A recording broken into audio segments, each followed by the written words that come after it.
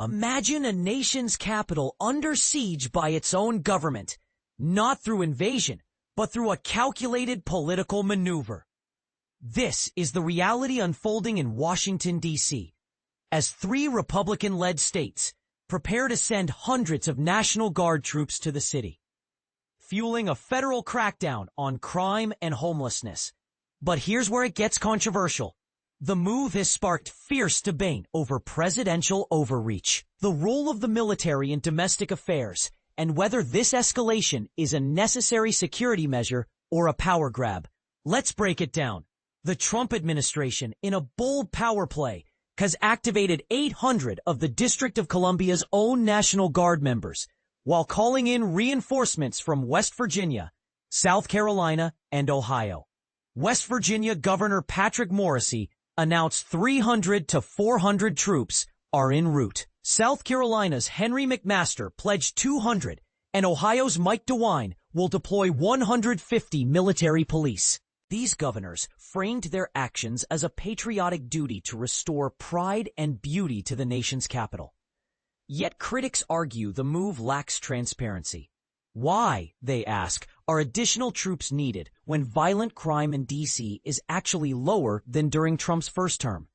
The National Guard's current tasks, patrolling landmarks like the National Mall and assisting with crowd control, raise questions about the true scope of this intervention.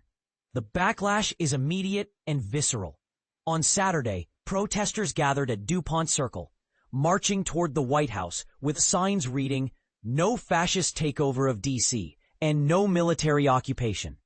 Organizer Morgan Taylor described the scene as a test of democracy, hoping the outcry would force the administration to retreat from its aggressive agenda. Meanwhile, residents like John Finnegan, a 27-year D.C. resident, called the deployment ridiculous, pointing to declining crime rates. Tammy Dickstein, a teacher, expressed fear for her students' safety, citing the presence of unmarked officers detaining people in the streets. And this is the part most people miss. The federalization of local policing isn't just about crime. It's a political statement. By federalizing the D.C. National Guard and overriding local governance, Trump is asserting authority over a city that overwhelmingly votes Democratic, a move that has legal scholars and city officials scrambling. The administration's legal justification hinges on an executive order declaring a state of emergency due to D.C.'s alleged failure to maintain public order. But as Mayor Muriel Bowser warned in a letter to residents, this is the most profound test of our limited self-government. While the city is legally bound to cooperate, officials are pushing back against the sheer scale of the takeover. For instance, the plan to install a Drug Enforcement Administration official as an emergency police commissioner was scrapped after a lawsuit.